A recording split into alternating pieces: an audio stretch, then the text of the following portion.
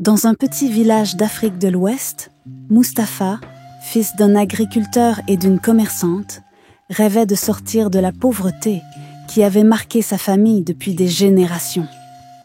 Dès son plus jeune âge, il montra des qualités exceptionnelles. Il était curieux, travailleur et doué. Les anciens du village le regardaient avec espoir.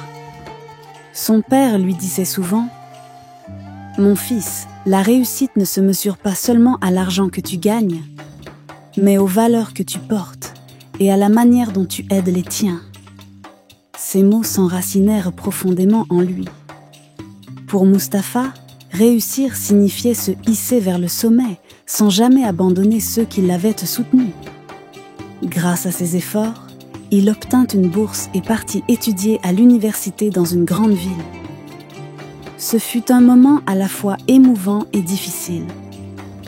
Le village tout entier célébra son départ, plein d'espoir qu'il reviendrait un jour en héros.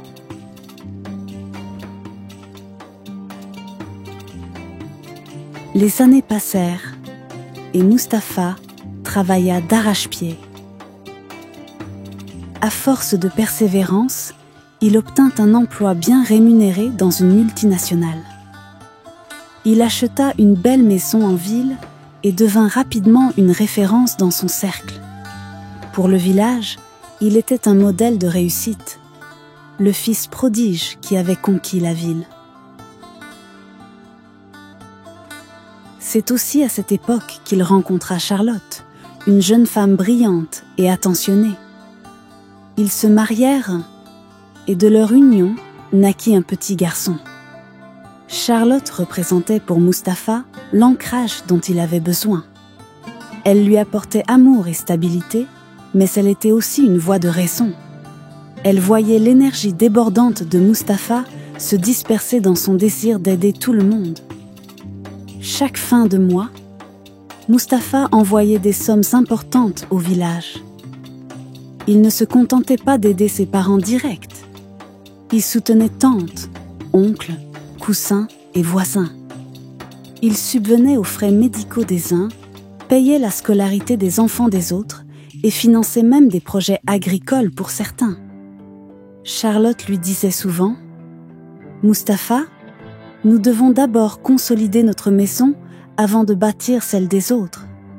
Tu fais bien d'aider, mais il ne faut pas s'oublier ni oublier ta petite famille. » Mustapha écoutait, mais il pensait qu'en étant généreux, il vivait selon les principes qui l'avaient guidé toute sa vie.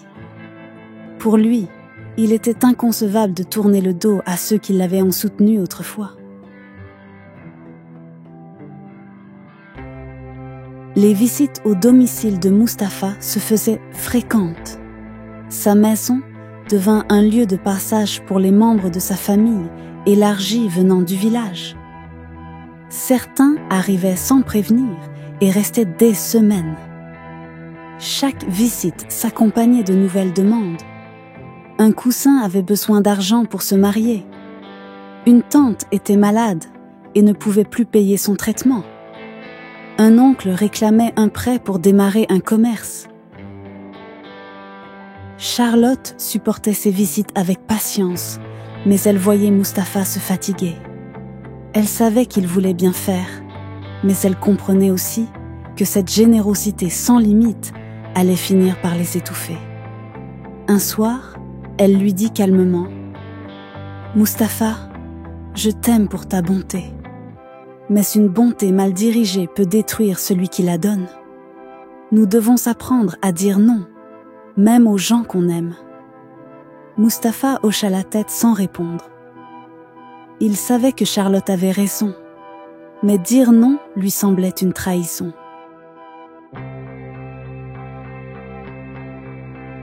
Parmi les visiteurs réguliers se trouvait la mère de son cousin. Elle était de plus en plus envahissante et nourrissait une profonde jalousie. Elle ne supportait pas de voir Mustapha réussir alors que son propre fils, du même âge, vivait encore dans la pauvreté au village. À chaque visite, elle demandait plus. Un jour, frustrée par ce qu'elle considérait comme une inégalité injuste, elle consulta un marabout, elle lui dit « Il est injuste que Mustapha brille pendant que d'autres souffrent. Ramène-le à notre niveau. » Le marabout concocta un sort destiné à lui faire perdre tout ce qu'il avait construit.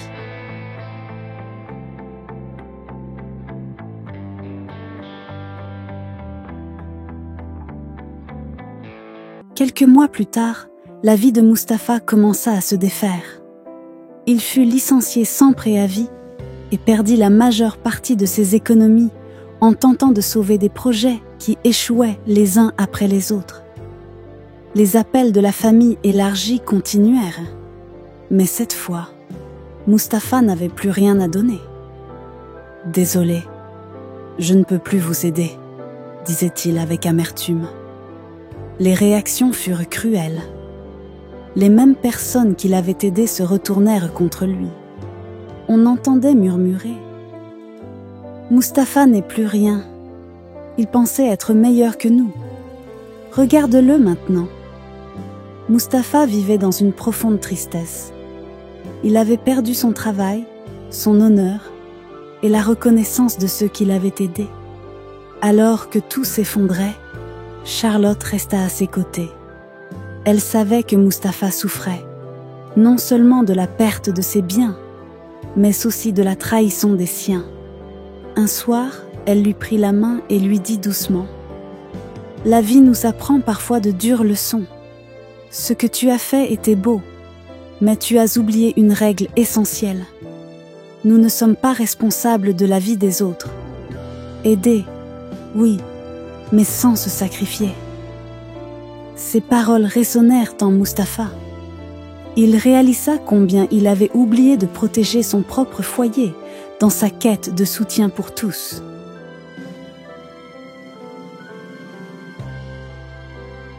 Avec l'amour et le soutien de Charlotte, Mustapha décida de recommencer sa vie avec humilité. Il accepta un emploi plus modeste, mais stable. Plutôt que de se plonger dans les regrets, il apprit à pardonner ceux qui l'avaient trahi. Il comprit que l'envie et la jalousie des autres étaient inévitables. Il continua à aider ses proches, mais cette fois avec discernement. Il mit en place des limites, apprenant à dire non quand il le fallait. Il proposa des solutions durables. Au lieu de donner de l'argent sans cesse, il encouragea ses proches à se prendre en charge et à travailler pour leur avenir. Un jour, en revenant du marché, Mustapha croisa la mère de son cousin. Elle baissa les yeux, pleine de honte.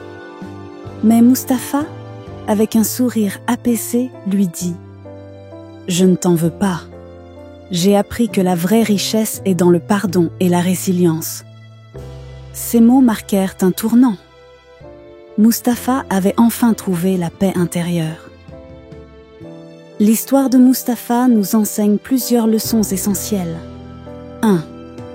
Aider les autres est une noble chose, mais cela ne doit jamais se faire au détriment de soi-même et de sa famille proche. 2. La jalousie des autres ne doit pas nous abattre. Ce qui compte, c'est de se relever après chaque chute. Le 3e, savoir dire non est aussi important que donner. On ne peut pas porter le monde sur ses épaules. 4e, le pardon est une force puissante. Il libère celui qui pardonne et le rend plus fort. 5. Enfin, la vraie richesse réside dans l'amour et le soutien de ceux qui nous aiment sincèrement, comme Charlotte l'a montré à Mustapha.